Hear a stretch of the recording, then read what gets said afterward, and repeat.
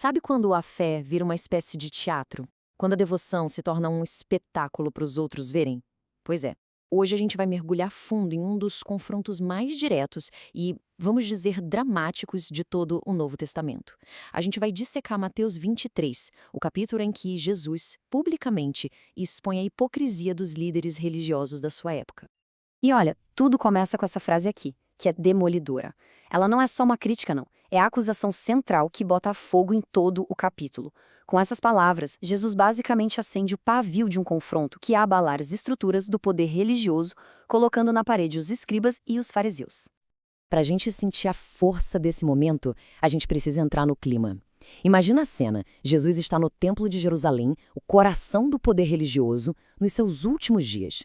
Acabou o tempo das parábolas, das mensagens mais sutis. Agora, ele se vira para as autoridades na frente de todo mundo e solta uma repreensão que ecoaria por séculos. E aqui tem uma sacada tática de Jesus que é genial. Ele não chega negando a autoridade deles, não. Ele até reconhece que eles se sentam na cadeira de Moisés, que era um símbolo do poder que eles tinham de ensinar a lei.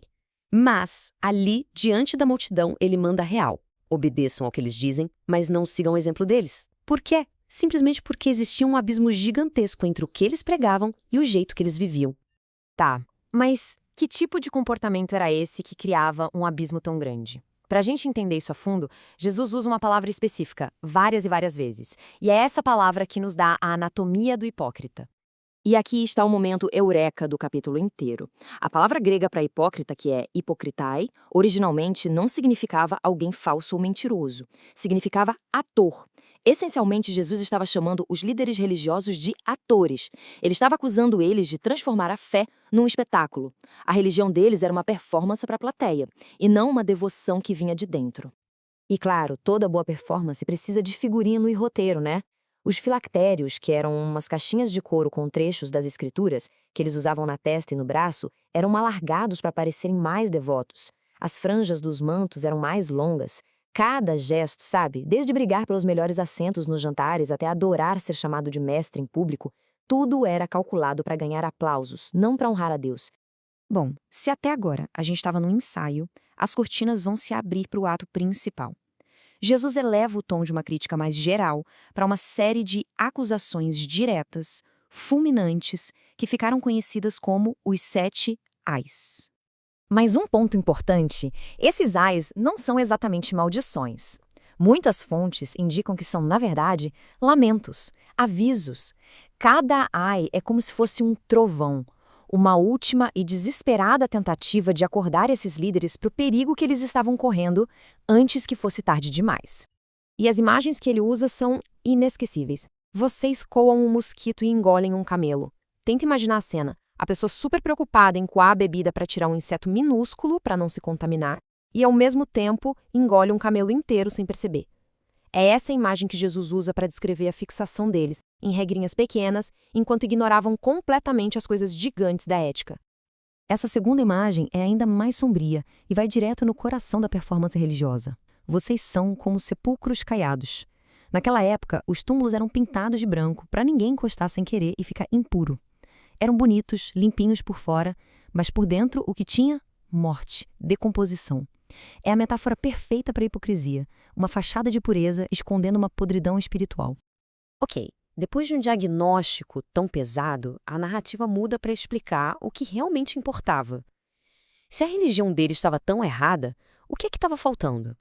Qual era o antídoto para essa doença espiritual toda que Jesus expôs?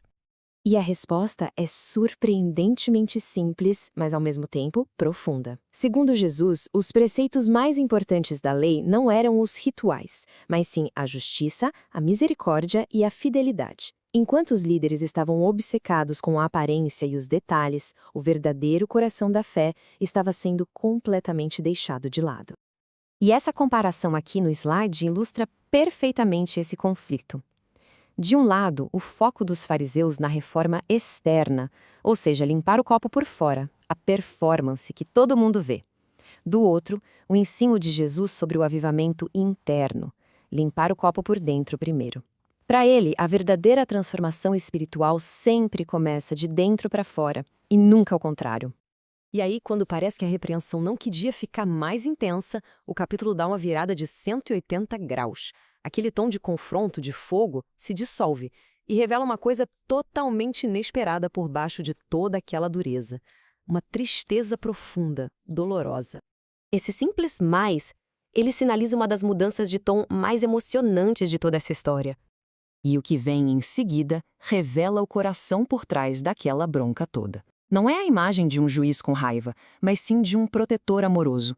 A repreensão não vinha do ódio, mas de um amor tão profundo que foi dolorosamente rejeitado. E essa é a grande tragédia de Mateus 23. O capítulo não termina com um grito de vitória, mas com um lamento de um coração partido. Aquela confrontação tão dura foi, no fim das contas, um ato de amor desesperado. Foi um último apelo para salvar aqueles que, no final, escolheram não ser salvos. E assim, essa pergunta de 2000 anos atrás ecoa até hoje, e ela meio que nos força a olhar para dentro, né? Onde é que a gente traça a linha entre a crença de verdade e a performance religiosa na nossa própria vida? A resposta talvez não esteja num texto antigo, mas na reflexão silenciosa que cada um de nós faz.